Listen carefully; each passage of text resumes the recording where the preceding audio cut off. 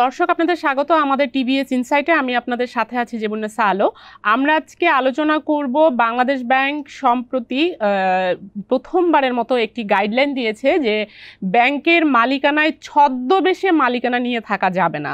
তো আপনারা জানেন যে আমাদের প্রিভিয়াস এক্সপিরিয়েন্স, আমরা এই সরকার পতনের পর দেখলাম যে আমাদের অনেকগুলো ব্যাংকে যে মালিকরা বিভিন্ন শেল কোম্পানি গঠন করে বিভিন্ন আত্মীয় স্বজন, নিজের কর্মচারী এসবের নামে ব্যাংকের মালিকানা নিয়ে সেখানে তাদের ব্যাংকের কন্ট্রোল নিয়ে নিতেন। ফলে আমরা বুঝতে পারতাম না যে ওই ব্যাংকের আসলে ডকুমেন্টেশনে তার কোনো প্রেজেন্স থাকতো না, কিন্তু ইনডিরেক্টলি তারা ব্যাংকটির কন্ট্রোল নিতেন। আমরা যদি উদাহরণস্বরূপ বলি, এস আলম গ্রুপের যেই 8টি ব্যাংক, আমরা যদি বলি যে ব্যাংক কোম্পানি আইন অনুযায়ী একজন ব্যক্তি শুধুমাত্র একটি ব্যাংকের ওনারশিপ থাকতে পারবে এবং সর্বোচ্চ 10% শেয়ার থাকতে পারবে। সেখানে আমরা যে বলছি যে এস আলম গ্রুপ 8টি ব্যাংকের মালিকানায় আছে, তাহলে বাংলাদেশ ব্যাংক কি করলো? বাংলাদেশ ব্যাংক কোনো ব্যবস্থা নিতে পারেনি। তার কারণ হলো এই সকল মালিকানাগুলো ছিল ইনডিরেক্ট এবং নন ট্রান্সপারেন্ট, অর্থাৎ এগুলোর আলটিমেট বেনিফিশিয়ারি এস আলম, কিন্তু এটা খাতা কলমে সেটা জানা যাচ্ছিল না। খাতা কলমে তারা বিভিন্ন ধরনের লেয়ার, কমপ্লেক্স লেয়ার তৈরি করে বিভিন্ন কোম্পানির রিপ্রেজেন্টেটিভ, আবার একটা কোম্পানির রিপ্রেজেন্টেটিভ না, একটি কোম্পানির সঙ্গে আরেকটি এভাবে অনেকগুলো মাল্টিপল লেয়ার করে তারা মালিকানাগুলো নিয়েছিল।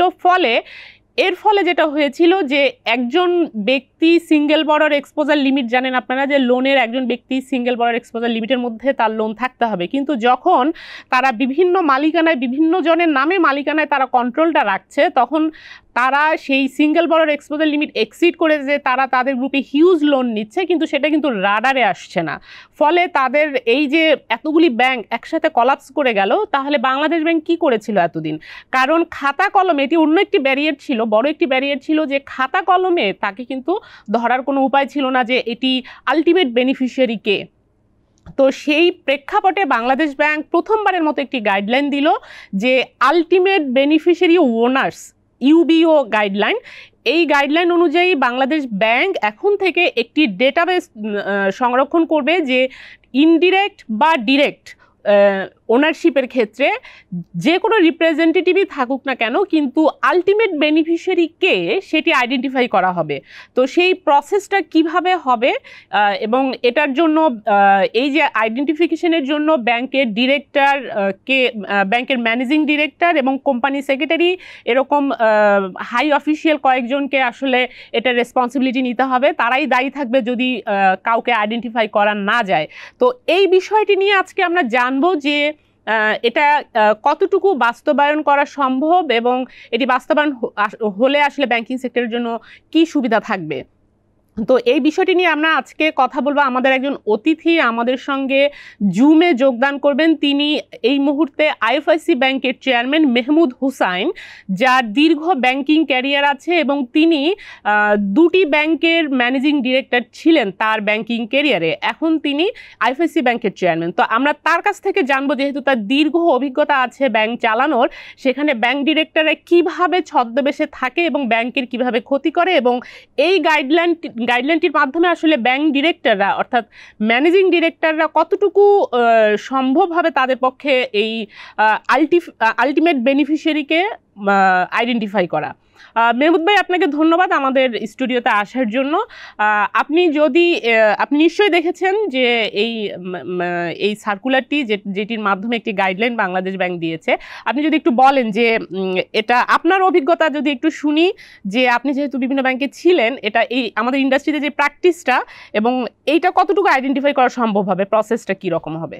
ধন্যবাদ যে আপনি বাংলাদেশ ব্যাংকের যে সম্প্রতি যে সার্কুলারটা ইস্যু করেছে, বাংলাদেশের ব্যাংকগুলোর পর্ষদের ছদ্ম যে পরিচালকদের থাকার যে প্রচেষ্টা, সেটাকে প্রতিহত করবার জন্য এবং স্বচ্ছতা আনবার জন্য সেই সার্কুলারটা নিয়ে আপনি অবতারণা করেছেন আজকে দর্শকদের বোঝার সময় জন্যে।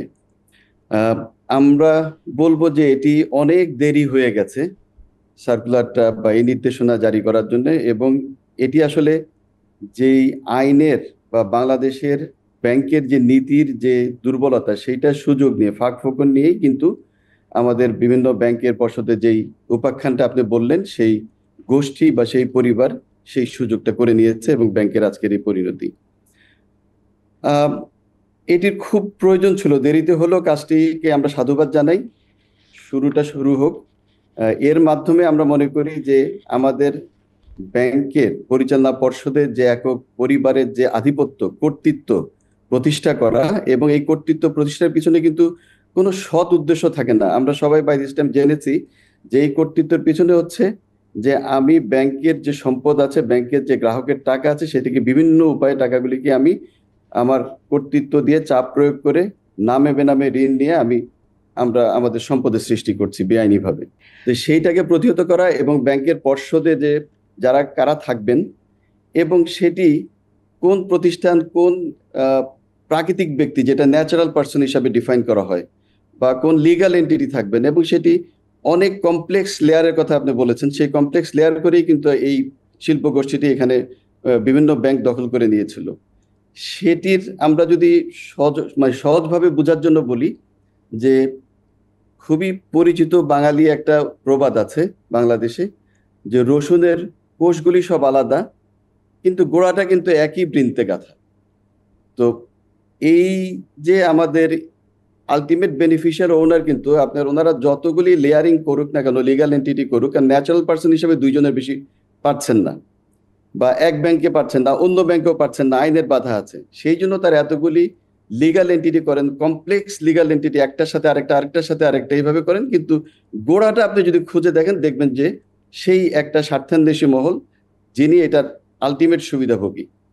তো এখন আমাদের যেই প্রক্রিয়াটা কেন্দ্রীয় ব্যাংক আমাদেরকে দিয়েছেন, এটাতে আমাদের আরো হয়তো পর্যালোচনা দরকার হবে, কিন্তু আমি যতটুকু বুঝেছি যে এই প্রচেষ্টায় একটা ডেটাবেস প্রত্যেকটা ব্যাংক তৈরি করবেন তার শেয়ার হোল্ডারদের মধ্যে, যারা বাংলাদেশ ব্যাংক কোম্পানি আইনের যে এক পরিবারে কতটুকু শেয়ার হোল্ড করতে পারবেন 5%, এবং বাংলাদেশ ব্যাংকের অনুমতি নিয়ে অনধিক 10%, বা আপনার ওই যে 2 জনের বেশি পারবেন না, এই নিয়মগুলি, সিগনিফিকেন্ট শেয়ার হোল্ডার কারা থাকবেন, এই জিনিসগুলি বোঝার সুবিধা হবে।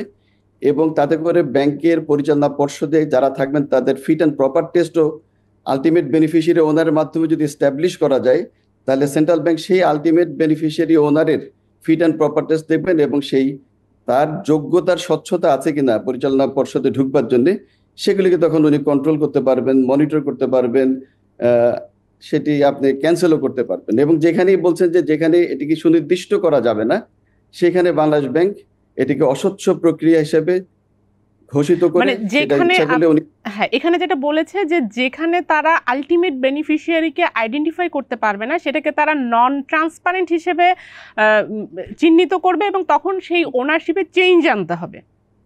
জি, সেই কারেক্টিভ মেজারগুলি করতে হবে তাদেরকে। সেই কারেক্টিভ মেজার যদি না করেন, তাহলে বাংলাদেশ ব্যাংক কিন্তু তার কর্তৃত্ব প্রয়োগ করে সেটিকে প্রতিহত করবার ব্যবস্থা নিতে পারেন। এখন এটা প্রয়োগটা হচ্ছে সবচেয়ে গুরুত্বপূর্ণ। মানে আমরা ব্যাংকগুলো কি এককভাবে এই প্রয়োগটা করতে পারবেন কিনা, আমি যতটুকু বুঝেছি সেখানে কিন্তু করাটার মধ্যে কতগুলি প্রতিবন্ধকতা আছে বা এখনো বোঝার আমাদের অসুবিধা আছে।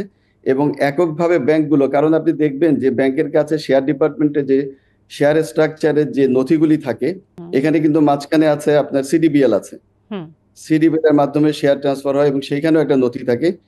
আবার আপনার যে সমস্ত শেয়ার হোল্ডাররা বা এনারা যারা এইভাবে অস্বচ্ছ প্রক্রিয়ায় ঢুকতে চান, তারা কিন্তু দেখবেন যে আবার অনেকে ব্যক্তি হিসাবে আপনার ব্রোকারেজ হাউস থেকে সে ঋণের মাধ্যমে সেইখানে আবার শেয়ার অধিগ্রহণ করেন।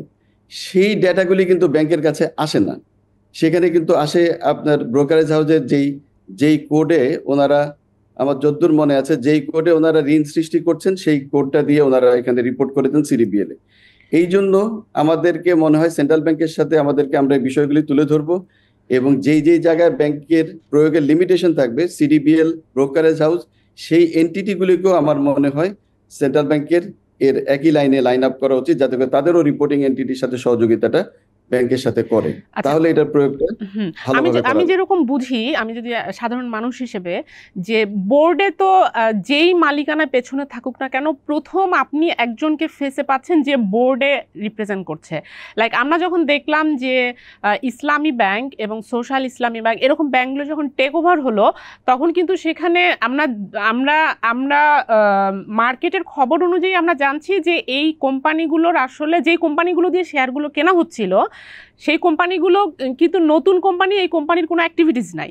এই কোম্পানিতে এস আলম ফ্যামিলির কারোরই নাম নেই, তার কোনো কর্মচারীর কোনো নাম আছে, যেই কর্মচারীর কোনো সক্ষমতা নেই এই ব্যাংকটির শেয়ার কেনার, কিন্তু তার নামে এই শেয়ারটি কেনা হচ্ছে।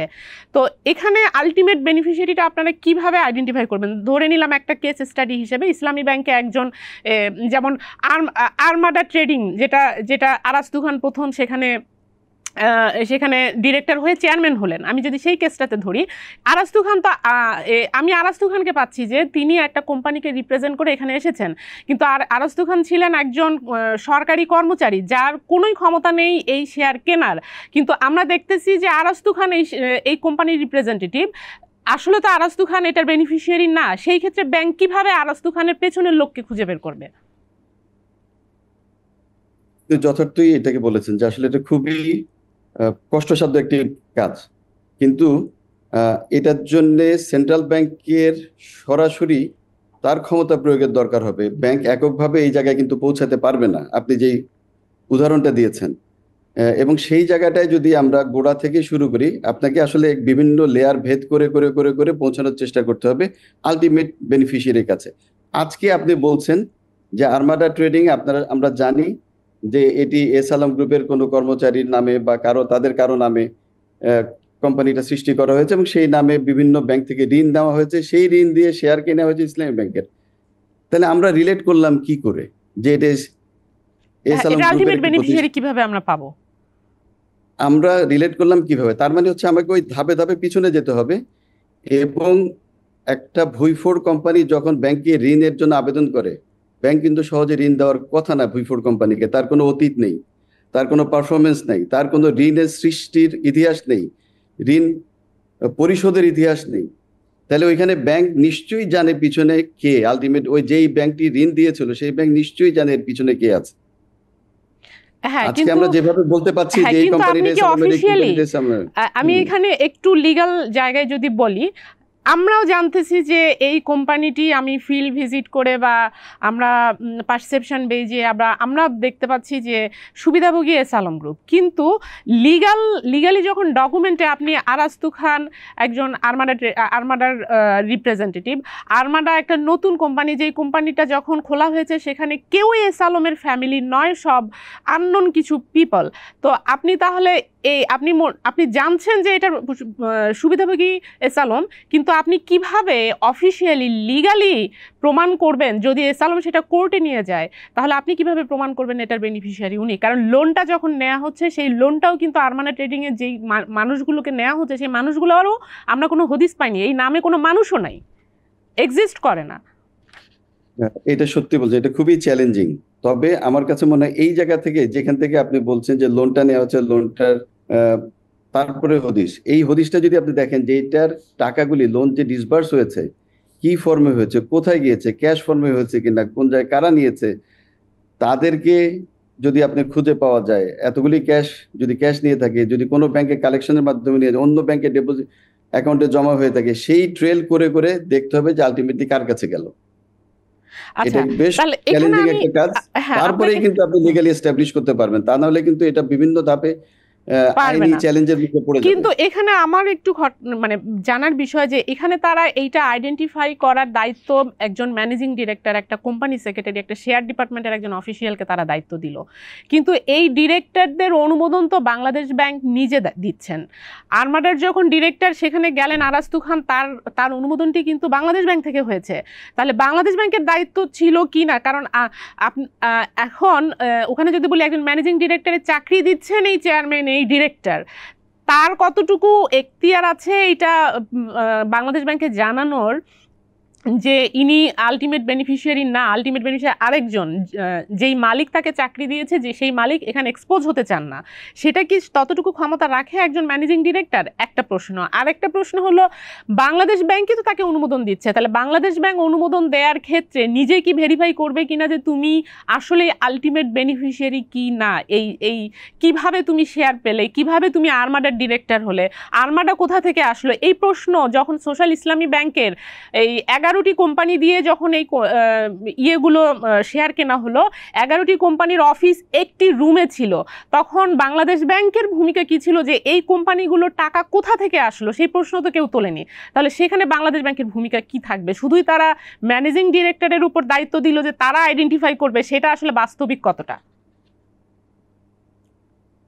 এখন দেখেন যে এখন বাংলাদেশ ব্যাংক বলছে যে মানে তোমার কাছে তোমার ব্যাংকের শেয়ারের নথি আছে, শেয়ার ধারক কারা কারা, এটা যদি ব্যক্তি হয় ব্যক্তি, প্রতিষ্ঠান হলে প্রতিষ্ঠান, এইভাবে সেই নথিগুলি ধরে মানে ফর এক্সাম্পল XYZ কোম্পানি আমার 6% ব্যাংকের শেয়ার ধারণ করছে, কিনে নিয়েছে, তাহলে এই XYZ কোম্পানির মালিক কারা সেটি ব্যাংকের দায়িত্ব দেখার, এখন যেটা বলছে এই পর্যন্ত এইভাবে করা আর কি, এবং করে একটা ডেটাবেস তৈরি করা। কিন্তু আপনি যেটা বলছেন সেই ডেটাবেস কিন্তু আমি সেন্ট্রাল ব্যাংকে পাঠিয়ে দেবো এখন থেকে। কিন্তু আগের কথায় যদি আসি, আগের কথায় আসলে অবশ্যই আরস্তু খান কিন্তু এখানে সামনের বিষয় ছিল না। আরস্তু খানকে সবাই চিনেন, সরকারি বড় কর্মকর্তা ছিলেন, কিন্তু আরস্তু খানের তো শেয়ার ধারণ করতেন না, উনি একটা কোম্পানিকে রিপ্রেজেন্ট করতেন। বাংলাদেশ ব্যাংক যে সেই কোম্পানিটার গোড়ায় কিন্তু সেন্ট্রাল ব্যাংক যাওয়ার কথা ছিল, যাওয়া উচিত ছিল। যে আরস্তু খানকে আমি চিনি, তার প্রোফাইল আমার কাছে ফিট অ্যান্ড প্রপার টেস্টে ঠিক আছে, কিন্তু কোন কোম্পানিটাকে উনি রিপ্রেজেন্ট করছেন, সেই কোম্পানিটি কে এবং আলটিমেট সেটি কার কন্ট্রোলটা কোম্পানি? কার কাছে? আরস্তু খান তো আলটিমেট কন্ট্রোলার না। না না, কন্ট্রোলার না, সেটা এক্স্যাক্টলি। তো সবাই জানতেন। এখানে তো বলা হয়েছে আলটিমেট কন্ট্রোল কে কন্ট্রোল করছে, আলটিমেট বেনিফিশিয়ারিটা কে? আরাস্তু খান নিশ্চয়ই এটার বেনিফিশিয়ারি না, উনি একটা মাত্র রিপ্রেজেন্ট করছেন, চাকরি করছেন। তার পেছনের ওনারশিপটা আসলে কার? এখন যেই কোম্পানিকে রিপ্রেজেন্ট করছেন সেই কোম্পানিটাও ফেক কোম্পানি, মানে এটা একটা আশ্চর্য ঘটনা। এখন সেই কোম্পানিতে যে আপনি ঠিক আছে এই কোম্পানিটা শেয়ার ধারক, কিন্তু ওই কোম্পানিটা তো আসলে আলটিমেট বেনিফিশিয়ারি ওই কোম্পানি দিয়ে আপনি কিন্তু বের করতে পারছেন না। এখন এখন গোয়িং ফরওয়ার্ড আপনি যদি হ্যাঁ। এটাকে প্র্যাকটিসে নিয়ে আসার চেষ্টা করেন হুম। এবং যদি সিডিবিএল কে সাথে রাখেন, ব্রোকারেজ হাউস যাদের এখানে ঋণ মানে বিও অ্যাকাউন্ট, অনেকগুলি একাধিক বিও অ্যাকাউন্টে ঋণ নিয়ে বিও অ্যাকাউন্টের মাধ্যমে আমি একটা কোম্পানির অনেকটুকু শেয়ার ধারণ করলাম, একটা ব্যাংকের মানে কোয়ালিফাইং শেয়ার, সেই জায়গাগুলি এখন রিপোর্টিং এর আওতায় আপনি আস্তে আস্তে নিয়ে এসে একটা ডেটাবেস তৈরি করে একটা লক্ষ্যে এগোতে পারেন। শুরু তো করতে হবে, শুরু করে প্রায়োগিক ক্ষেত্রে আমরা এই প্রয়োগটাকে যত করতে যাব তত আমরা বিভিন্ন ধাপে ধাপে হয়তো আমাদের আরো ক্লারিটির দরকার হবে, আমাদের আরো বুদ্ধি খুলে যাবে যে না এটাকে এইভাবে করলে মনে হয় আরেকটু ইনফরমেশন আমি পাই বা আরো আগেই প্রতিহত করা যায়। আমি সেই দিক থেকে পজিটিভলি দেখি যে প্রয়োগের ক্ষেত্রে অনেক সমস্যা হবে, ধাপে ধাপে আমরা সেগুলিকে নিরসন করে যেতে হবে। বিদেশেও কিন্তু পাশ্চাত্য দেশগুলিতে কিন্তু আলটিমেট বেনিফিশিয়ারি ওনার কিন্তু আছে আছে এবং কোম্পানির ক্ষেত্রে এটা অবশ্যই ডিক্লেয়ার করে দিতে হয়। যেই কোম্পানি নিবন্ধন করতে যাচ্ছে তাকে কিন্তু বলতে হয় যে সামনে যারা আছে তারাই কি আলটিমেট একটা ডিক্লারেশন দিতে হয়। আমি জানি কেন, আমি আমার ব্যাংকের এক ধরেন সাবসিডিয়ারি ছিল বিদেশে, নিউ ইয়র্কে ছিল, লন্ডনে ছিল, ওমানে আছে আমার আগের ব্যাংকের, তারও আগের ব্যাংকের, তো এখন এই ব্যাংকের আছে লন্ডনে। এইখানে কিন্তু আমরা যখন ডিরেক্টরশিপ হিসেবে আমরা আমাদের নাম রেজিস্ট্রি করতে যাই তখন কিন্তু ওদেরকে ওই কোম্পানি থেকে ডিক্লারেশন দিতে হয় যে আলটিমেট বেনিফিশিয়ারি ওনার কে, যাদের নাম দিচ্ছ তারাই না পিছনে অন্য কেউ আছে। তো এই প্র্যাকটিসগুলি হলে এটা হবে কি অনেক কিছু আপনি সহজ হবে না, সহজ না হলে আপনি আগে যত সহজ করে করে ঢুকে যেতে পারছেন না, এই যে 8টি ব্যাংক আপনি কন্ট্রোলে নিয়ে আসলেন, 8টি ব্যাংক খালি করে দিলেন, এই সুযোগটা এতটা সহজ না হলে এটাও তো একটা অর্জন। আরেকটি বিষয় হলো যে এই যে এক একটা ব্যাংকে আমরা দেখেছি যে তারা বিভিন্ন বেনামেও কিন্তু এই 10%-এর বেশি শেয়ার ধারণ করছে। যেমন আপনি দেখেন যে ইসলামী ব্যাংকে সালম গ্রুপের এই বেনামে মানে ইনডিরেক্ট নামে কিন্তু 40%-এর উপর তাদের শেয়ার আছে। তো যখন আলটিমেট বেনিফিশিয়ারি আমরা খুঁজে পাবো তখন তো এটাও বন্ধ করা সম্ভব কিনা যে হয়ে যাবে, এটা বন্ধ হয়ে যাবে। সেন্ট্রাল ব্যাংক তখন এই রিপোর্টটা পেলে ব্যাংকও বলতে পারবে যে এটি তুমি ধারণ করতে পারো না, তাই সেই রিপোর্ট ধরে ডেটাবেস ধরে সেন্ট্রাল ব্যাংকও তখন এটিকে বেআইনি ঘোষণা করতে পারে, বলতে পারে যে তোমার ওই গ্রুপের বা ওই লিগাল এন্টিটির বা ওই ব্যক্তির এত পার্সেন্ট 5%-এর অধিক শেয়ার হয়ে গেছে, তুমি আমার পারমিশনও নেওনি, পারমিশন দিলে 10% পর্যন্ত রাখতে পারো, সুতরাং বাকিটা তুমি এখনই বিক্রি করে অন্য হাতে হস্তান্তর করে দাও। তবে না করলে সে হ্যাঁ কনফিসকেট করতে পারে, আইন তাকে সেই ক্ষমতা দিয়েছে। দিয়েছে। তবে একটা জিনিস, যে এই যে যখন তারা কোম্পানিগুলো গঠন করছে, একটা করে ফেক কোম্পানি, যে joint stock register of joint stock company, সেখানে যে তারা যখন কোম্পানিগুলো রেজিস্ট্রেশন করছে, তখন কি আসলে ওখান থেকে কোশ্চেন বা কোনো ইনকোয়ারি হওয়া উচিত কিনা যে যারা এই কোম্পানিটি গঠন করছে তারা, এই যে আপনি যেটা বললেন যে আলটিমেট বেনিফিশিয়ারি ডিক্লেয়ার করা, সেটা তো আমাদের আসলে প্র্যাকটিস নেই। সেই প্র্যাকটিস তো আসলে বিগিনিং থেকে যদি না হয় একটা কোম্পানির রেজিস্ট্রেশন থেকে, তাহলে তো এখানে আপনার মানে আইডেন্টিফাই করা ডিফিকাল্ট। সেই প্র্যাকটিস শুধু মানে আমাদের সবগুলো অর্গানাইজেশনেই আসলে এই প্র্যাকটিসগুলো মানে কোলাবোরেশন না হলে আসলে এটা সম্ভব কিনা? কোলাবোরেশন দরকার, এবং প্রত্যেকটা জায়গায় একটা কোম্পানির রেজিস্ট্রেশন থেকে শুরু করে সেই কোম্পানিটা, ধরেন এখন তো অনেকগুলো জিনিস লাগে, মানে প্রমোটারদের এনআইডি লাগে, প্রমোটারদের পাসপোর্ট লাগে না, এনআইডি লাগে, টিন লাগে, এবং ডিক্লেয়ার্ড ইনকাম লাগে, যে পুঁজিটা ওনারা এখানে পেইড আপ ক্যাপিটাল হিসাবে দিচ্ছেন। এবং স্বল্প পেইড আপ ক্যাপিটাল একটা কোম্পানি ফর্ম করতে পারে, আপনি করতেই পারেন। 2 লাখ টাকা দিয়ে একটা কোম্পানি, 1 লাখ টাকা পেইড আপ ক্যাপিটাল কোম্পানি আপনি ফর্ম করে ফেলেন, কিন্তু সেই 1 লাখ টাকা পেইড আপ ক্যাপিটালের কোম্পানি এবং যার প্রমোটারদের হয়তো পার্সোনাল নেটওয়ার্ক উল্লেখযোগ্য কিছু নাই, তাকে একটা ব্যাংক সেই জায়গায় কিন্তু আপনাকে ধরতে হবে। শুধু এক জায়গায় ডাটাবেস করা হবে না, সেই ব্যাংকটা 600, 700, 1000 কোটি টাকা কি করে দেয়। এক্স্যাক্টলি। এবং আপনি কোম্পানি রেজিস্ট্রেশন হয়, যখন কোম্পানিটা ফার্মটা রেজিস্ট্রেশন হচ্ছে রেজিস্টার অফ জয়েন্ট স্টক কোম্পানিতে, আপনি বললেন যে 18-20টা কোম্পানি একই ঠিকানায়, তাদের প্রসিডিওরের মধ্যে কিন্তু ইন্সপেকশনের একটা বিষয় আছে, যে রেজিস্টার ঠিকানা যেটা নিবন্ধনের জন্য দেওয়া হয়েছে সেই ঠিকানায় কোম্পানি আছে কি নাই, এবং সেটা পরিবেশ পরিস্থিতি কি। তাহলে ওনারা ওনাদের দায়িত্বের ওইখানটায় আমার মনে হয় সেটাও সুচারুভাবে পালন হয়নি। প্রত্যেকটা এন্টিটি যদি যার যার দায়িত্ব যার যার অবস্থান থেকে সুচারুভাবে প্রয়োগ করে, তাহলে আমার মনে হয় অবশ্যই এগুলি বন্ধ হয়ে যাবে। ধন্যবাদ আপনাকে আমাদেরকে সময় দেওয়ার জন্য। আপনাকে অসংখ্য ধন্যবাদ, দর্শকদেরও ধন্যবাদ। দর্শক, আপনারা দেখলেন যে এই যে ছদ্মবেশে মালিকানা নিয়ে থাকার প্রবণতা, যেটার কারণে বাংলাদেশ ব্যাংকের ডিরেক্ট মনিটরিংয়ে এই ব্যাংকগুলো আসতে পারেনি। ব্যাংকে কারা সুবিধাভোগী জানা সত্ত্বেও লিগ্যাল কারণেই তাদেরকে ধরা যায়নি, যে কারণে আজকে এই ব্যাংকগুলোর এই করুণ পরিণতি। তবে দেরিতে হলেও বাংলাদেশ ব্যাংক যে নতুন গাইডলাইনটি করেছে, যে ছদ্মবেশে যারা আছে, তারা যদি ডিরেক্টর বা মালিকানায় আছে, তাদের যদি ট্রান্সপারেন্সি না থাকে, তারা যদি নিজেকে আইডেন্টিফাই করতে না পারে যে তারাই আলটিমেট বেনিফিশিয়ারি, তাহলে বাংলাদেশ ব্যাংক সেই ওনারশিপ চেঞ্জ করতে বাধ্য করতে পারে ওই ব্যাংকে। তো এটা অ্যাটলিস্ট বিগিনিং হলো, যদিও এই প্রসেসটা এত সহজ নয়, তবে একটা শুরু হলো। তো এই ছিল আজকে আলোচনার বিষয়। দর্শক, আমাদের সঙ্গে থাকবার জন্য আপনাদেরকে ধন্যবাদ, এবং আমাদের প্রোগ্রাম যদি ভালো লাগে তাহলে লাইক দিবেন, শেয়ার করবেন।